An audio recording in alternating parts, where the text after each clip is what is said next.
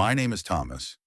I'm 52 years old, and what I discovered in my own home shattered everything I believed about the people I love. I'm sitting here in a motel room that smells like bleach and regret, staring at the deed to my house, the house where I raised my children, where I buried my heart alongside my wife, where I thought family meant something sacred. But family became the knife that cut deepest. They kicked me out, my own children. 3 days after we lowered their mother into the ground. 3 days after I stood at that graveside and felt my soul crack like old porcelain. They looked at me, my own flesh and blood, and told me I wasn't welcome anymore. In my own home, the home I built with these two hands. The home where every corner holds a memory of her perfume, her laughter, her midnight conversations when the world felt too heavy. But what I saw that night, what I discovered in the weeks that followed, I'll never forget it. The betrayal cuts deeper than grief, deeper than loneliness, deeper than anything I thought was possible. Before I continue, please like this video, subscribe, and tell me where you're watching from. It helps me know someone out there still believes in stories like this. Because right now, in this moment, I feel invisible. I feel erased. And maybe your comment, your presence, will remind me that I'm still here, that what happened to me matters, that someone is listening. Let me take you back to when life made sense, back to when I knew who I was. Margaret and I bought that house 30 years ago. It was a fixer-upper on the edge of town, 3 acres of wild grass and possibility. We had nothing but love and determination. I remember the first night we spent there, sleeping on a mattress on the floor because we couldn't afford furniture yet. The moonlight came through the bare windows, and Margaret turned to me and said, "This is where we'll grow old together, Thomas. This is where our story lives." And we built that story, brick by brick, year by year. I worked construction, 60-hour weeks, hands blistered and bleeding, but I never complained because every paycheck meant something. It meant security. It meant Margaret could stay home with the kids when they were young. It meant we could plant that oak tree in the front yard the year our daughter Patricia was born. It meant we could add the sunroom when our son Leonard turned 10, because Margaret loved to read there in the afternoons with the light streaming in like liquid gold. Patricia grew up loving horses. We couldn't afford one, but every Saturday I drove her 40 minutes to the riding stables.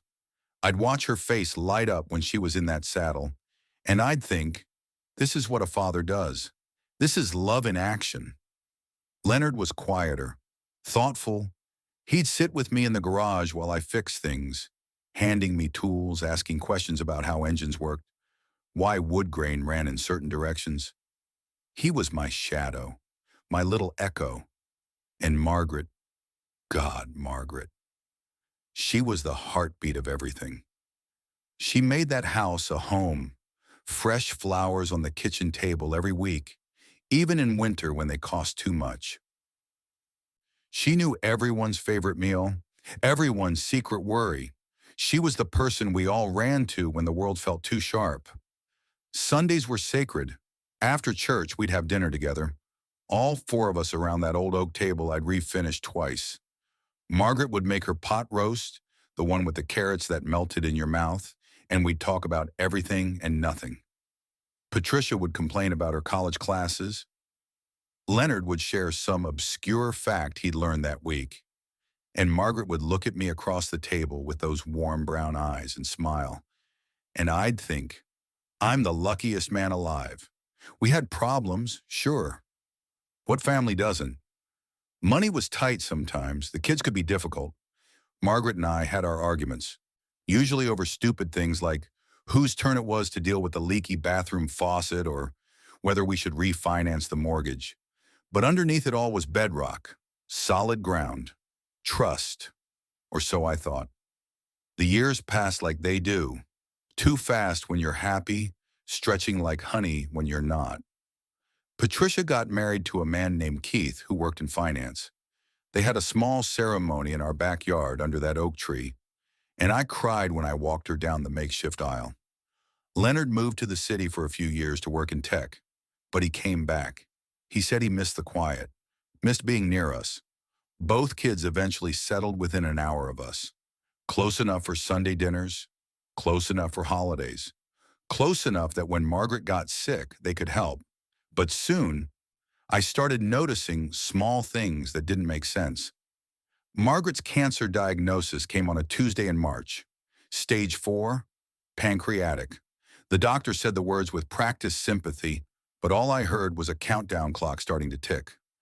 6 months, maybe 8 if we were lucky. We weren't lucky, and in those final months, as I watched the woman I loved waste away to nothing, as I held her hand through the vomiting and the pain and the indignity of it all, something shifted in my children's eyes when they looked at me. Something cold.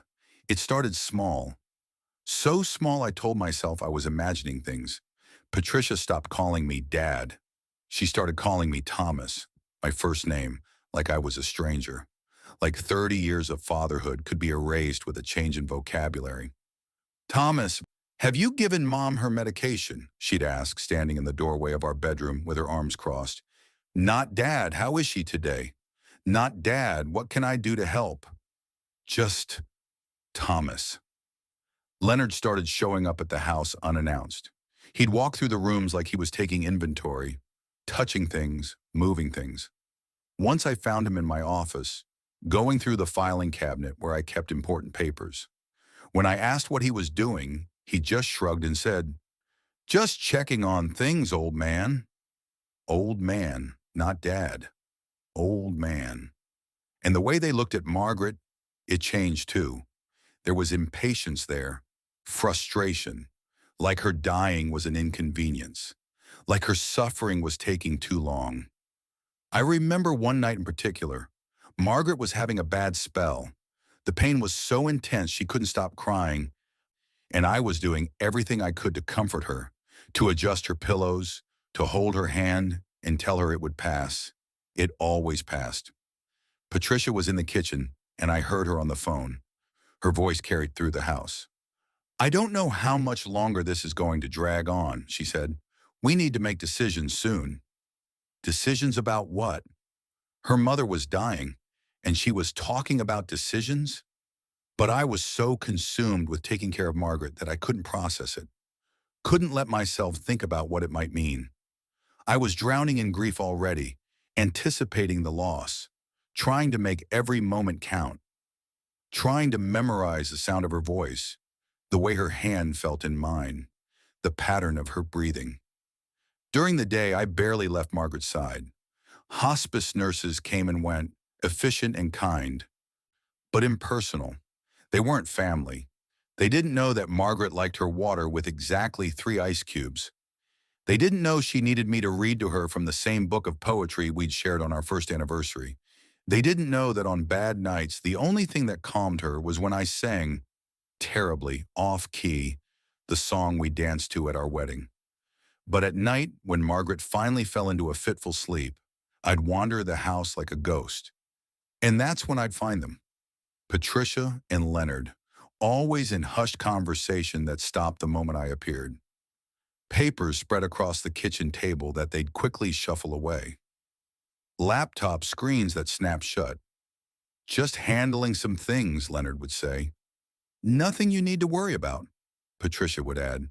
But their eyes stopped meeting mine. He stopped smiling. She stopped looking me in the eyes, and I didn't know why. I tried to talk to them, tried to bridge whatever gap was forming. One afternoon, I pulled Patricia aside and asked if everything was okay, if I'd done something to upset her. She laughed, actually laughed. "Everything's fine, Thomas. You're just paranoid." But she wouldn't hug me, wouldn't touch me, and when I reached for her arm, she pulled away like I was contaminated. Leonard was more direct. "You're losing it, old man," he said one evening when I questioned why he'd been in town so often, missing work. "The stress is getting to you. Maybe you should see someone." See someone? My wife was dying and my children were acting like strangers, and I was the one who needed help? The night before Margaret died, something happened that should have been a warning, should have been a blaring siren, but I was too broken to hear it. I'd fallen asleep in the chair beside Margaret's bed. holding her hand. I woke up around 2 in the morning to voices in the hallway. Patricia and Leonard, talking in sharp whispers. "We can't wait much longer," Patricia was saying. "The lawyer said—" "I know what the lawyer said," Leonard interrupted. "But we have to be careful. We can't make it obvious." "He's too out of it to notice anything," Patricia replied. "Have you seen him? He's a mess. This will be easy." I should have gotten up, should have confronted them right then, but my body wouldn't move. My heart was pounding so hard I thought it might wake Margaret. And some part of me, some deep, instinctive part, knew that if I revealed I'd heard them, something terrible would happen. So I stayed still, pretending to sleep, pretending I didn't hear my children plotting something I couldn't yet comprehend. Until one night I saw something that made my heart stop. Margaret died on a Sunday morning. The sun was coming up, painting the bedroom in shades of pink and gold. She opened her eyes, those beautiful brown eyes that had looked at me with love for 30 years. And she smiled, actually smiled. "It's okay, Thomas," she whispered. "I'm ready. You be careful." "Careful of what?" I asked, but her hand went slack in mine, and she was gone, just gone, and my world ended. The funeral was a blur. People came. People spoke. People told me they were sorry for my loss, like those words could fill the crater in my chest where my heart used to be. I stood at that graveside and watched them lower Margaret into the earth, and I wanted to climb in with her, wanted to tell them to just bury me too, because what was the point of breathing without her? Patricia stood on one side of me, Leonard on the other. They didn't cry, didn't touch me. They stared at that casket like they were waiting for something to be over so they could move on to the next item on their agenda. After the funeral, people came back to the house. Our house. There was food I couldn't eat and conversations I couldn't follow. I sat in my chair, Margaret's favorite chair, the one she'd read in, and I felt like I was watching my life from underwater. Patricia and Leonard played host. They greeted people, thanked them for coming, managed the chaos, and I thought, at least they're here. At least they're helping. That night, after everyone left, I sat in the empty house surrounded by casserole dishes and wilting flowers. The silence was suffocating. I could hear the clock ticking in the hallway, each second a reminder that time was moving forward without her. I couldn't go into our bedroom, couldn't face that empty bed, so I slept on the couch. Margaret's cardigan draped over me like a blanket, breathing in the last traces of her perfume. The next morning, Patricia showed up early. Too early. The sun was barely up, and she was already knocking on the door. "We need to talk, Thomas," she said when I let her in. She sat across from me at the kitchen table, the same table where we'd shared thousands of meals. And she pulled out a folder, official-looking documents, legal papers. "Leonard and I have been thinking," she began, her voice businesslike, emotionless. "This house is too big for you now. Too much maintenance. Too many memories. It's not healthy for you to stay here." I stared at her. "What are you talking about?" "We think you should move. Somewhere smaller. Somewhere manageable. Maybe one of those senior living communities. They have activities, socialization. It would be good for you." "This is my home," I said, my voice cracking. "This is where your mother and I—" "Mom is gone," Patricia cut me off. "And you can't take care of this place alone. You can barely take care of yourself." "I'm fine," I insisted, but even as I said it, I knew how I looked. I hadn't shaved in days. I was wearing the same clothes I'd slept in. There were dishes piled in the sink, mail scattered across the counter.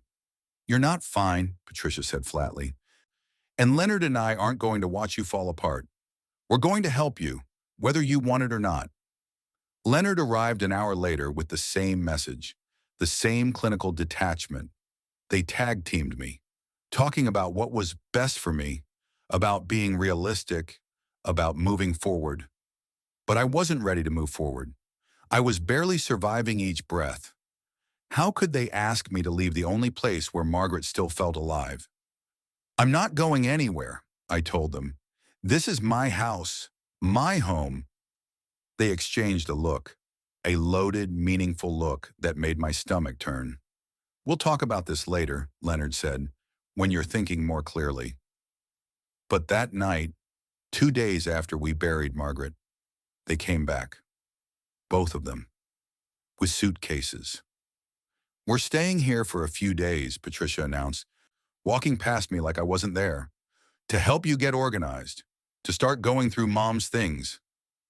I didn't want them there, didn't want them touching Margaret's belongings, her clothes, her books. But I was so tired, so hollowed out, and some part of me thought, maybe they're right. Maybe I do need help. That was my mistake, because the next morning, everything changed. I woke up on the couch again, disoriented and aching. The house was too quiet. I called out for Patricia, for Leonard, but got no answer. I found them in my office. The door was closed, but I could hear them talking, urgent and focused. I pushed the door open without knocking. They were going through everything. My files, my documents, my personal papers. Spread across my desk were bank statements, insurance policies, property deeds, the deed to the house. "What the hell are you doing?" I demanded. Leonard didn't even look up. "We need to understand your financial situation, old man. Make sure everything is in order." "This is private," I said, my voice shaking with anger and something else. Fear. "You have no right." "We have every right," Patricia interrupted, finally looking at me. "Mom would want us to make sure you're taken care of, that you don't make any stupid decisions in your grief." "Get out of my office," I said. "This isn't just your office anymore," Leonard replied, and his voice was cold, hard. "This whole situation affects all of us. The sooner you accept that, the easier this will be." I tried to grab the papers from the desk, but Leonard stepped in front of me. He was bigger than me, younger, stronger, and for the first time in my life, I felt afraid of my own son. "Don't make this difficult," he said quietly. I stepped back, my heart racing.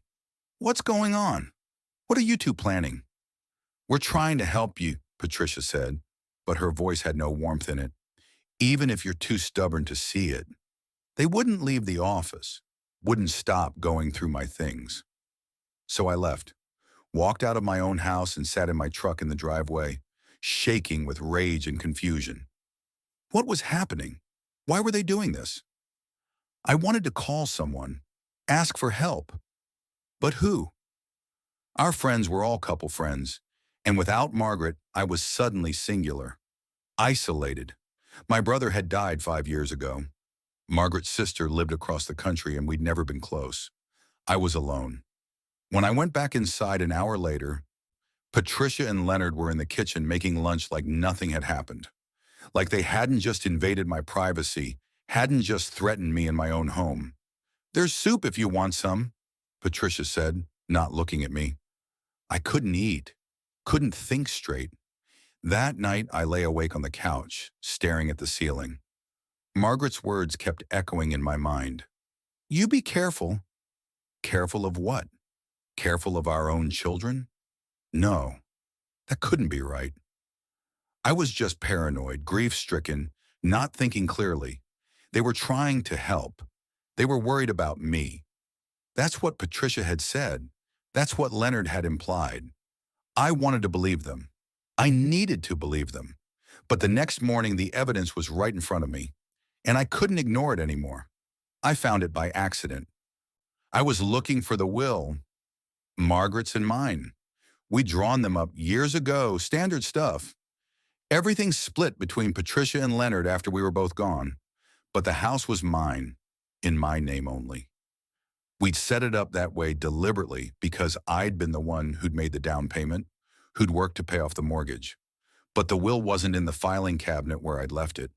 Instead, I found something else, a folder I didn't recognize. Inside were documents I'd never seen before. Legal documents, a new will. Margaret's signature at the bottom, dated 3 weeks before she died. My hands shook as I read it.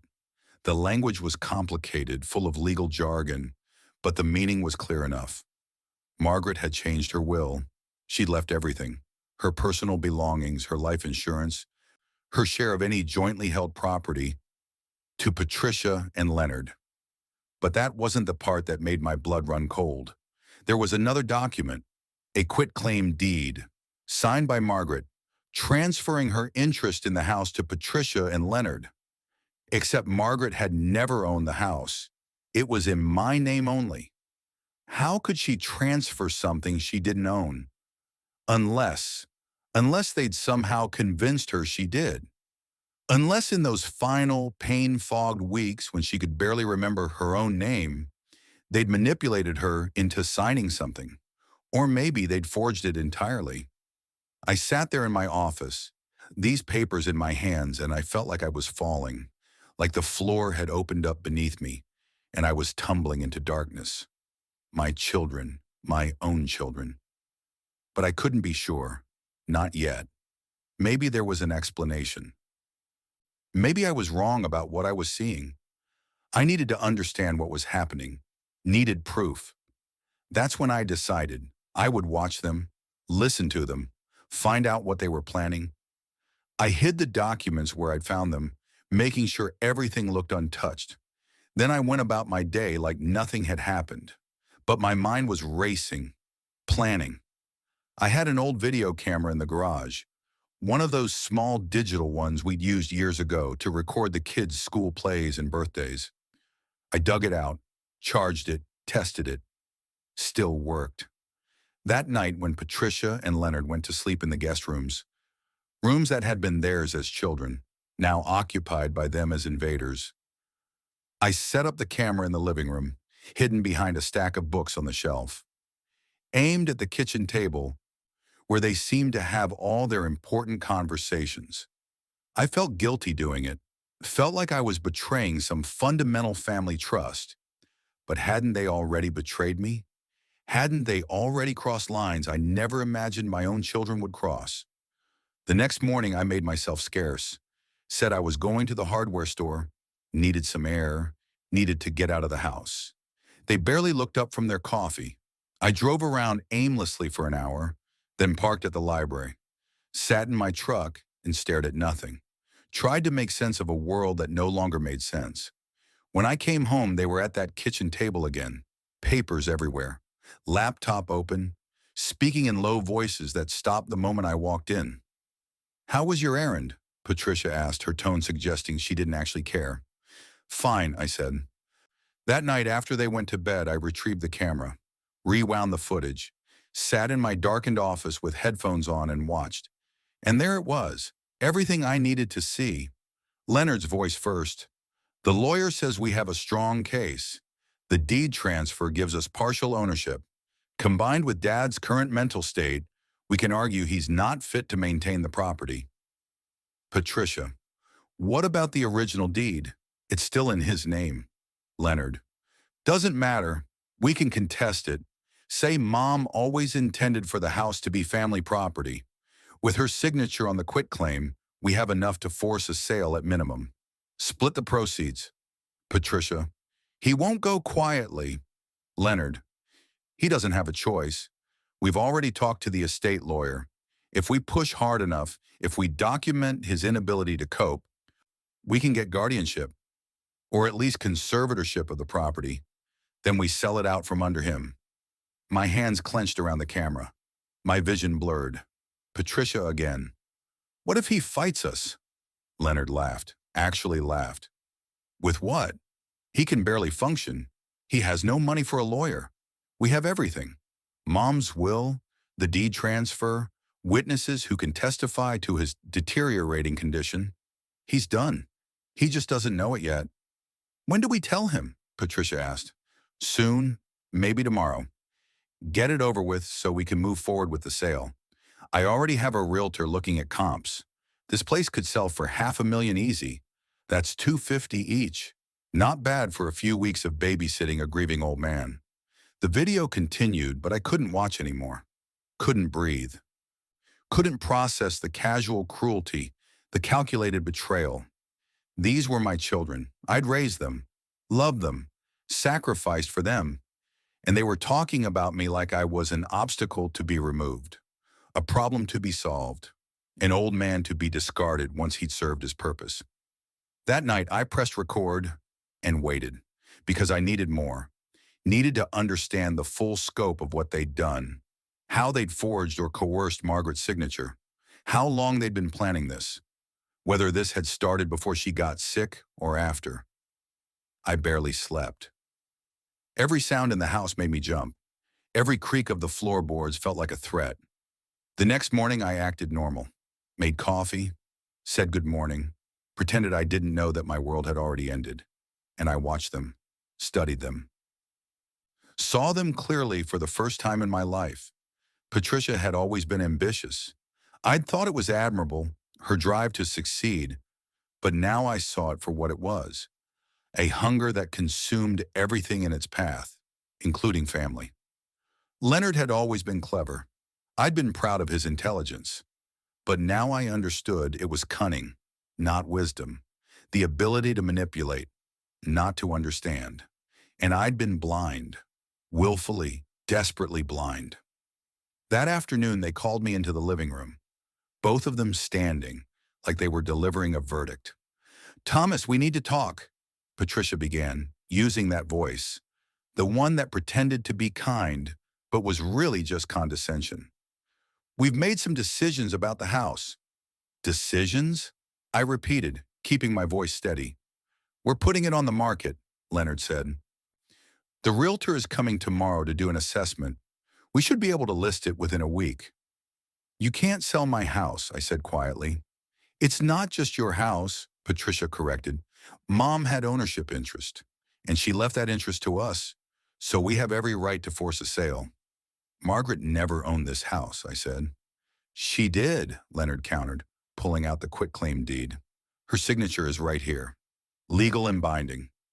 I looked at that paper, at Margaret's shaky signature, so unlike her usual careful handwriting, written when she was dying, probably not even understanding what she was signing.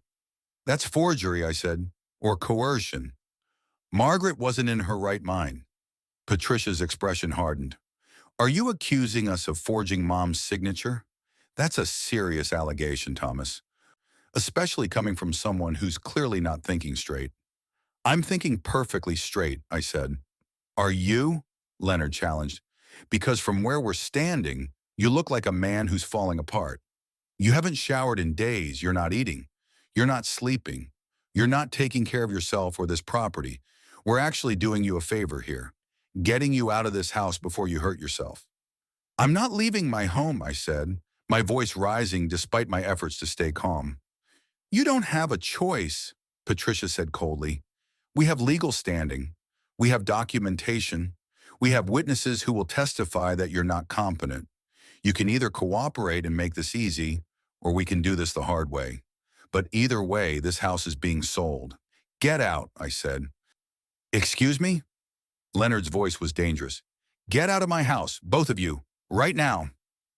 They didn't move. "We're not going anywhere," Patricia said. "We have as much right to be here as you do. More, actually, given the circumstances." "This is my house," I shouted, losing control. "I paid for it. I built it. Your mother and I made this home, and you have no right—" "Mom is dead," Leonard shouted back, "and she left her share to us. You need to accept reality, old man. You're alone now.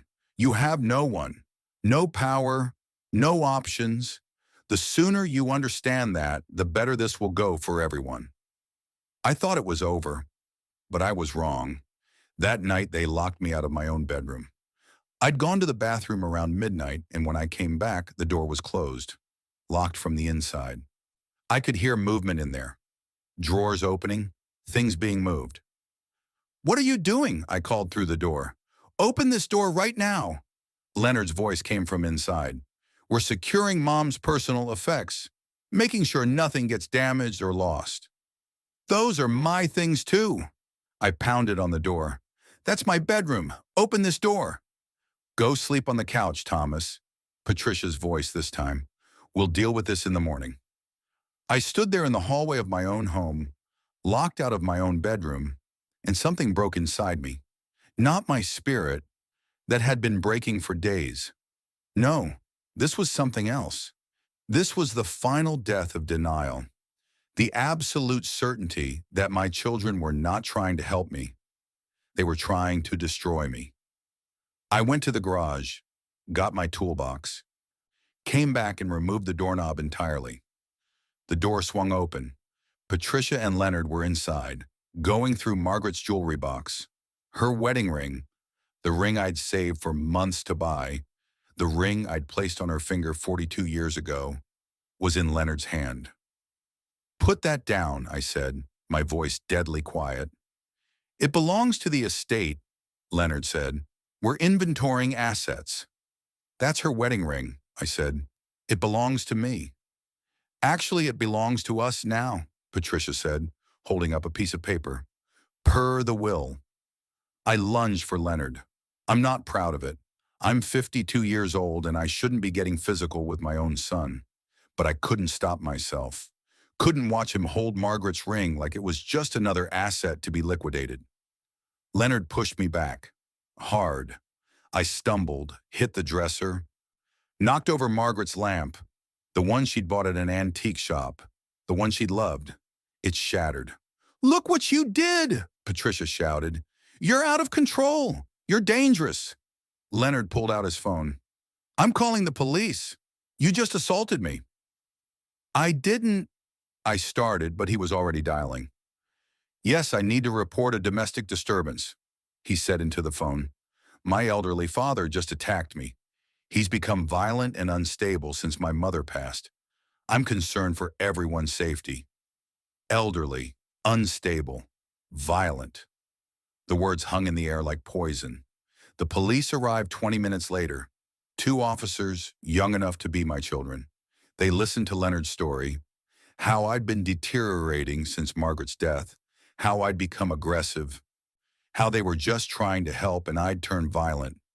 They listened to Patricia corroborate every word. Then they turned to me. I tried to explain, tried to tell them about the forged documents, the manipulation, the plot to steal my house. But I could hear how I sounded. Paranoid, frantic, unhinged, a grieving old man spinning conspiracy theories about his own children. "Sir, do you have any proof of these allegations?" One officer asked. "The camera, the footage." It was still in my office, hidden. But if I told them about it, Leonard and Patricia would know. They'd destroy it before it could be used as evidence. "Not right now," I said, "but I can get it. I can prove everything." The officers exchanged a look, the look that said they'd seen this before, seen old people losing their grip on reality, becoming paranoid about family members who were just trying to help. "Mr. Thompson," the older officer said gently, "I understand you're going through a difficult time. Losing a spouse is traumatic, but attacking your son isn't the answer. Do you have somewhere else you can stay tonight? Just to let things cool down?"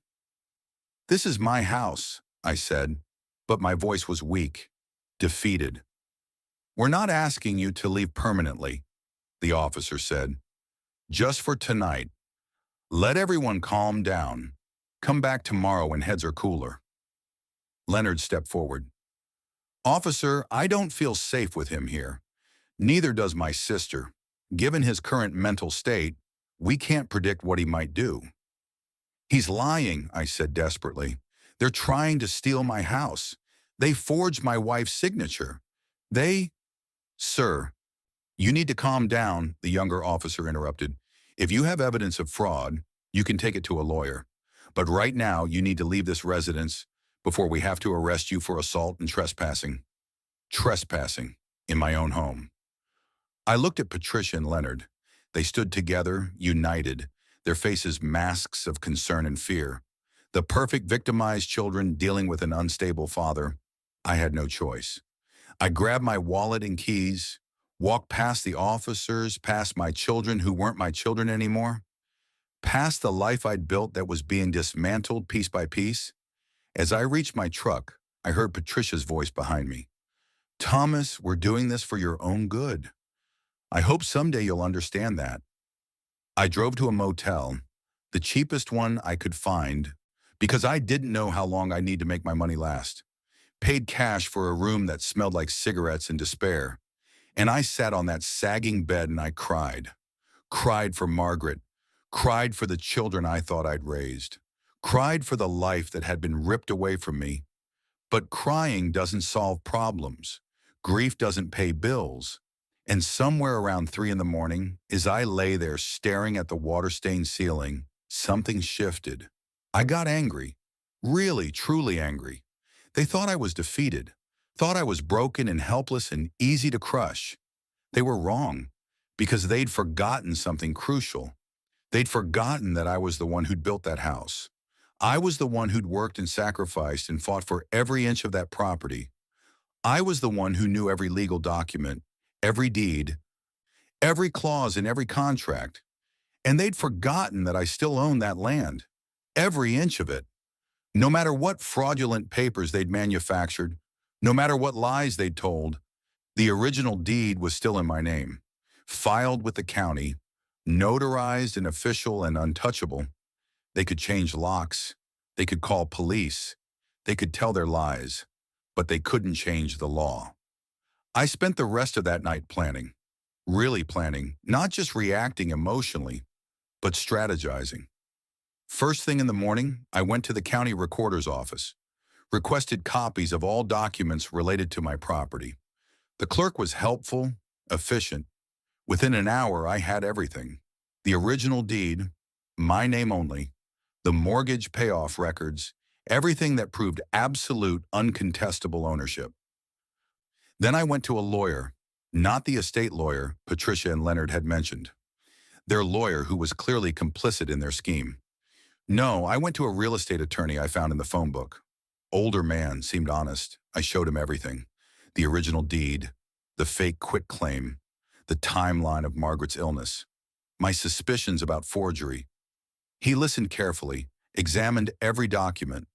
Then he looked up at me with serious eyes. Mr. Thompson, if what you're telling me is true, if this quitclaim deed was signed under duress or without your wife's understanding, then it's invalid. And if it's forged, that's a crime. Either way, your children have no legal claim to your property. Can we prove it? I asked. We can challenge it.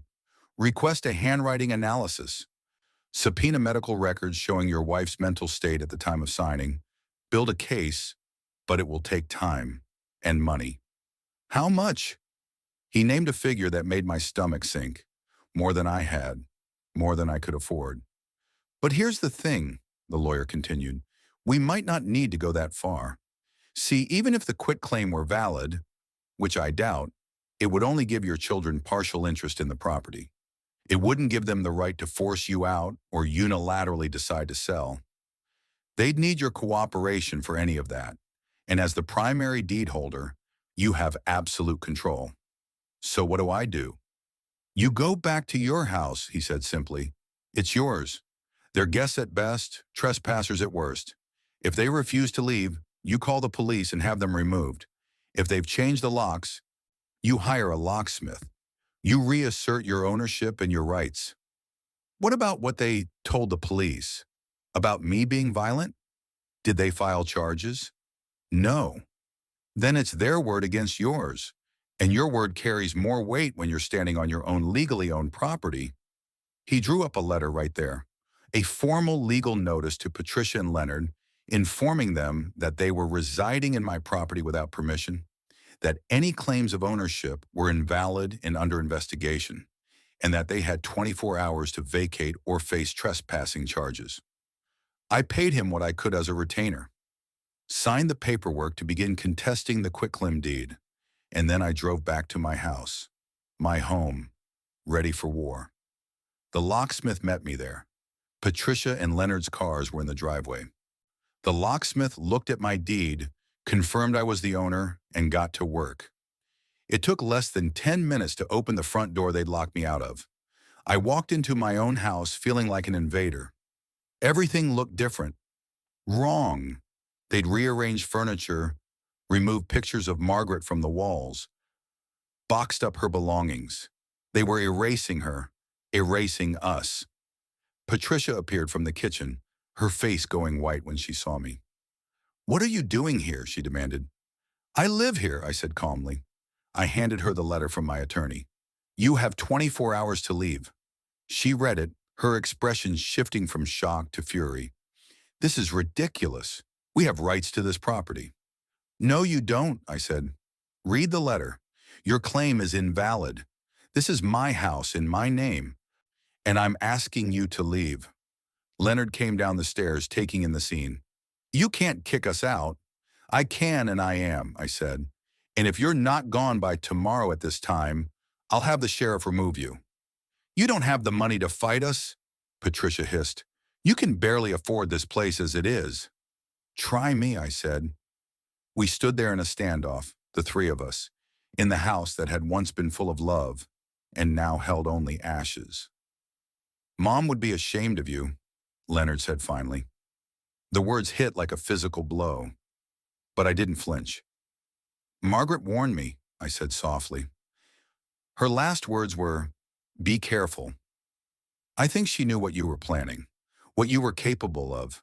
And you know what? She would be ashamed, but not of me, of you, of both of you.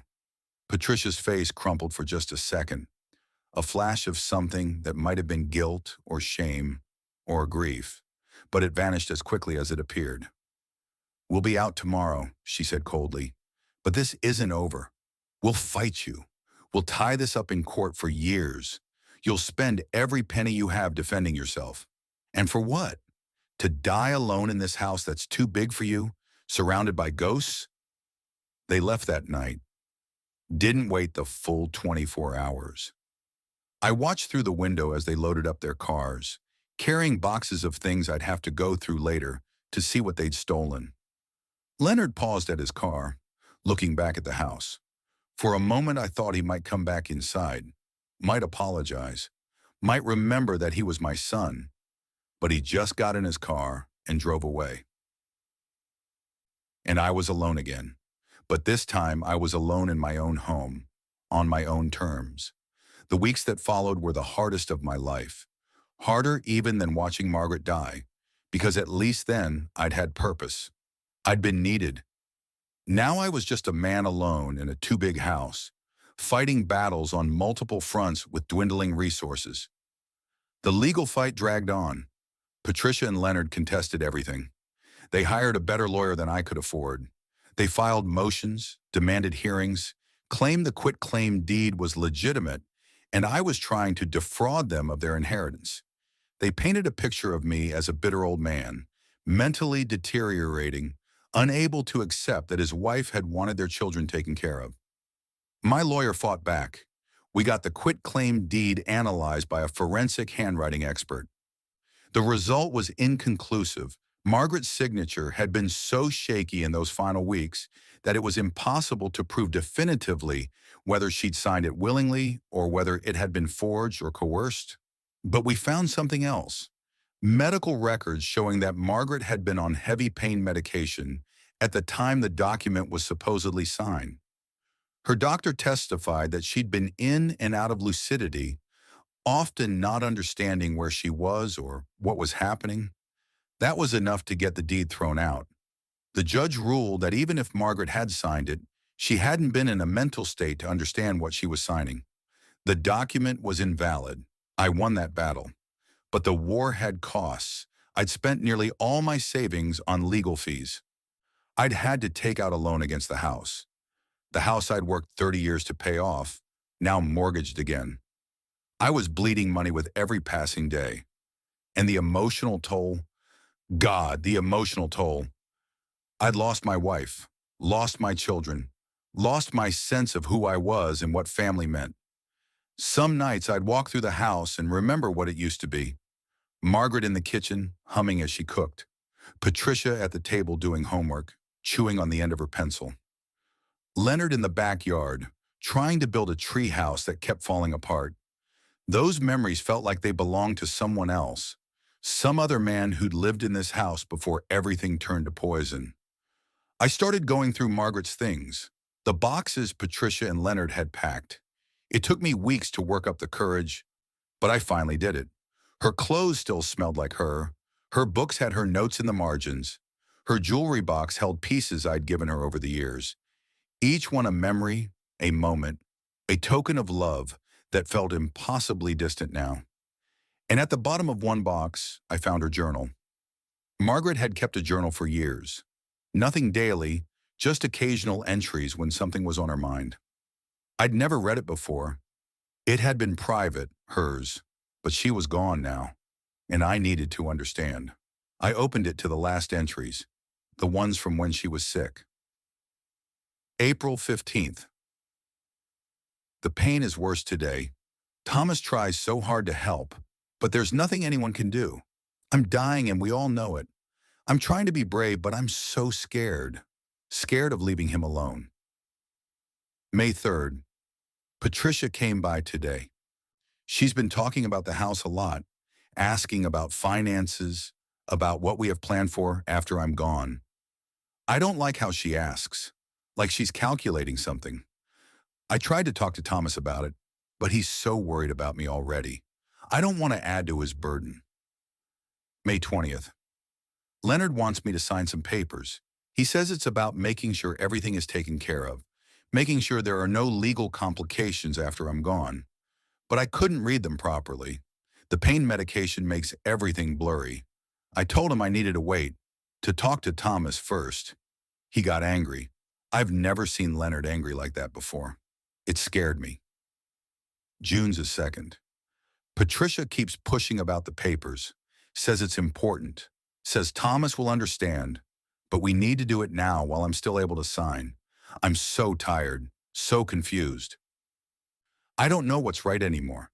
I just want the pain to stop. June 10th. I signed the papers today. Leonard said it was just about the will, about making sure the kids are taken care of. But something feels wrong.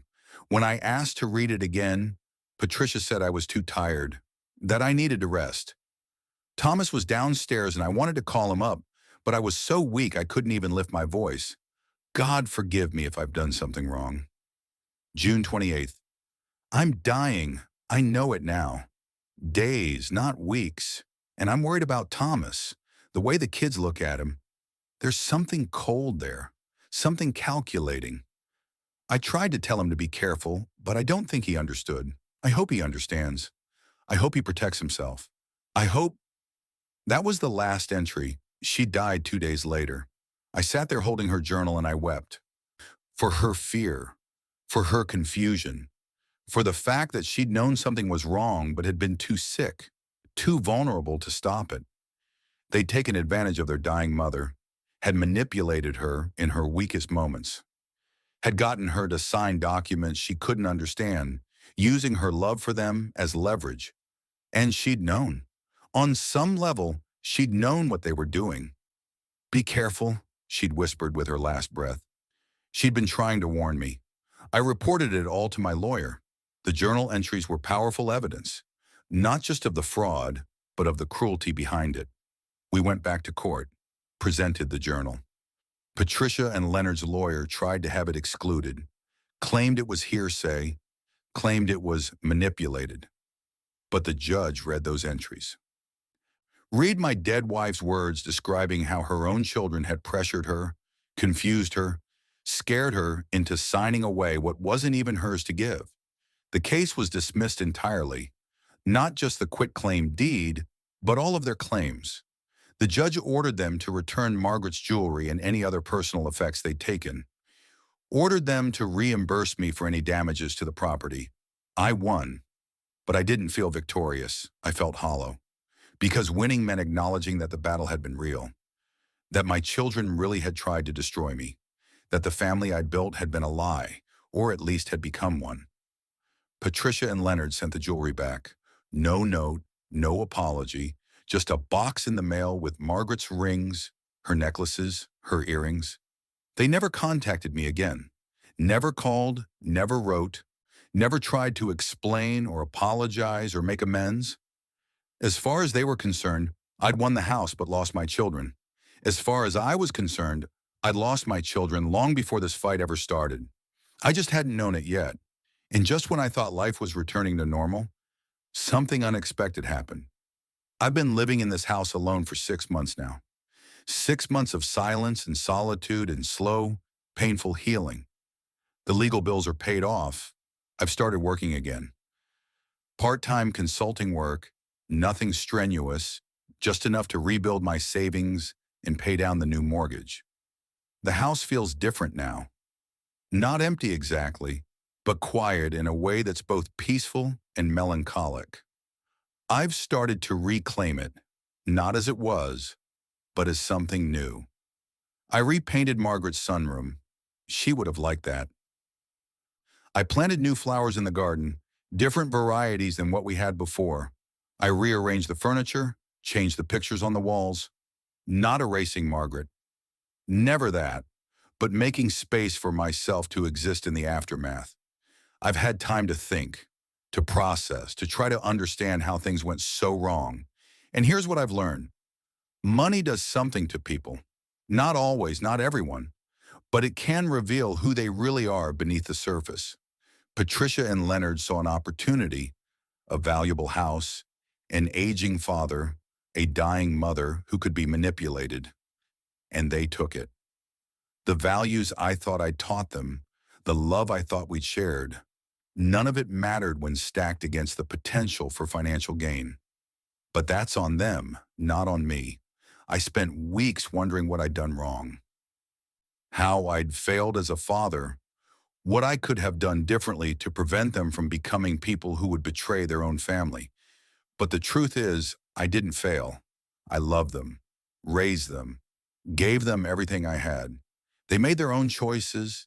They chose greed over love, chose money over family, chose cruelty over compassion.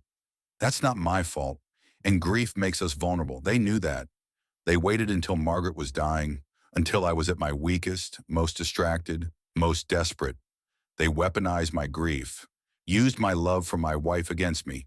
If you're listening to this, if you're someone who's lost a spouse, lost a loved one, if you're in the deep, dark hole of grief that feels like it will swallow you whole, please hear this. You are vulnerable right now. People will try to take advantage. Not everyone, but some will. Family, friends, professionals who smell opportunity in your weakness. Protect yourself. Get legal advice before signing anything. Don't let anyone pressure you into decisions while you're grieving. Don't trust that everyone has your best interests at heart just because they claim to love you. Trust your instincts. If something feels wrong, it probably is. If someone is pushing too hard, asking too many questions about finances, seeming too interested in property or inheritance or what you plan to do next, pay attention to that. Your gut is trying to tell you something. Margaret tried to warn me. Those final words, be careful, she knew. On some level, she understood what was happening, even if she couldn't fully articulate it. I should have listened sooner. Should have trusted that feeling in my chest that something wasn't right. But I didn't want to believe it. Didn't want to think my own children were capable of such betrayal.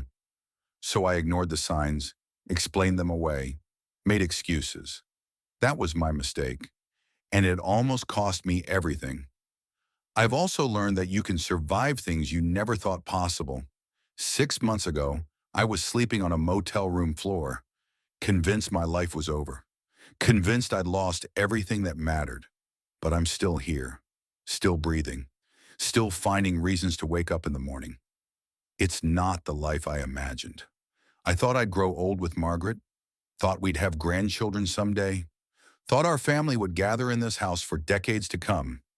That future is gone, dead and buried with Margaret, but there's still a future. Different, smaller, lonelier, but real. I've started volunteering at the senior center in town, helping other elderly people navigate legal issues, financial planning, state matters, making sure they don't end up where I ended up, victimized by the people who are supposed to love them. There's a surprising number of us, older people who've been taken advantage of by their own families. It's more common than anyone wants to admit. We share stories, support each other. Sometimes we just sit together in comfortable silence, understanding without words what we've each been through. It helps, not in a way that fixes anything, but in a way that makes the burden feel lighter. I've also started writing letters to Patricia and Leonard, not to send, I'll never send them, but to process my feelings, to say the things I need to say, even if they'll never hear them. I tell them about the man I was, the father I tried to be. I tell them about their mother, about how much she loved them, how much she would have hated what they became. I tell them I forgive them, even though I'm not sure I do. I tell them I hope someday they understand what they've lost. And I tell them goodbye, because that's what this is. A goodbye to the children I thought I had, to the family I thought we were. They're still alive out there somewhere. Patricia in her suburban house with her finance husband, Leonard in his city apartment with his tech job, living their lives like nothing happened, like they didn't try to destroy their own father. Maybe they feel guilty, maybe they don't. I'll never know. And I've realized I don't need to know. Their guilt or lack thereof isn't my burden to carry. I carry enough already, but I'm learning to set some of it down. Learning that survival doesn't mean carrying everything, holding on to every hurt, nursing every wound. Sometimes survival means letting go. So here's what I want you to know. Whoever you are, wherever you're listening from, if something feels wrong, trust your instincts. You might save a life, even your own. If someone you love is taking advantage of your grief, your vulnerability, your trust, protect yourself. Get help. Don't be ashamed to fight back. If you've been betrayed by family, by the people who were supposed to love you unconditionally, it's not your fault. You didn't fail. They failed you. And if you're alone, if you've lost the people you thought would be there forever, you can survive this. It won't feel like survival at first. It'll feel like drowning. But keep breathing. Keep moving forward.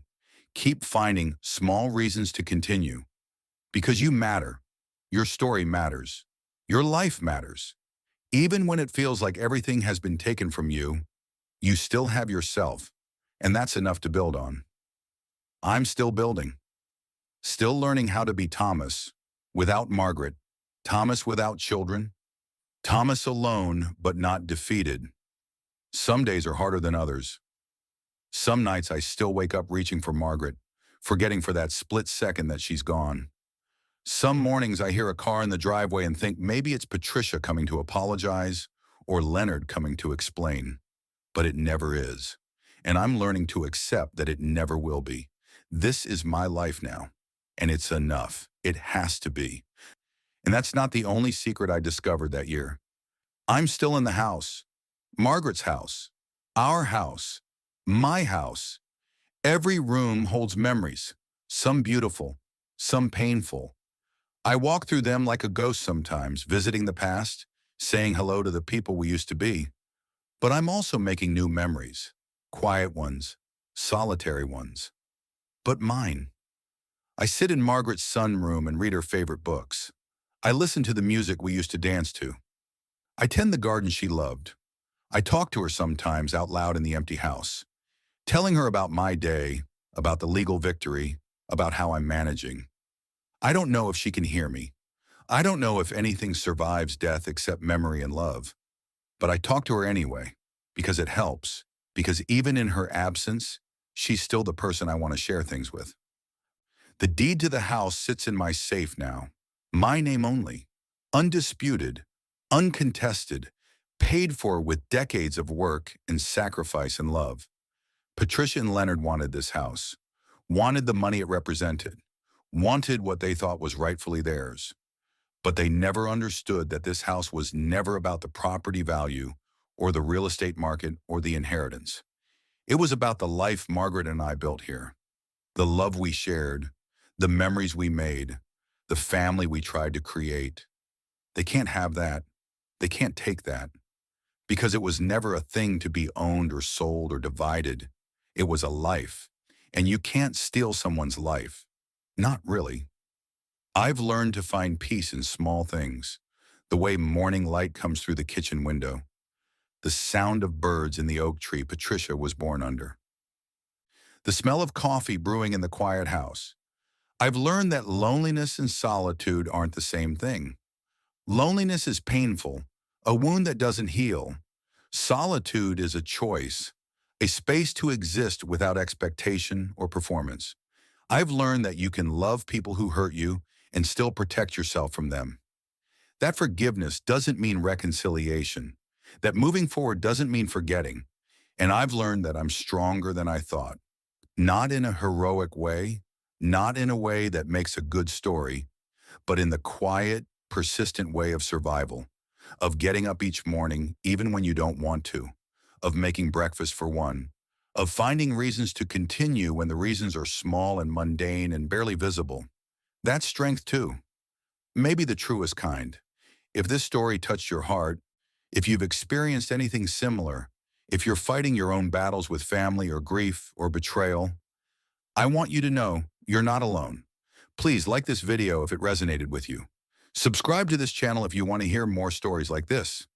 Stories about real people facing real struggles, stories about survival and loss, and the complicated, messy business of being human. And tell me in the comments, where are you watching from? What time is it where you are? Are you okay?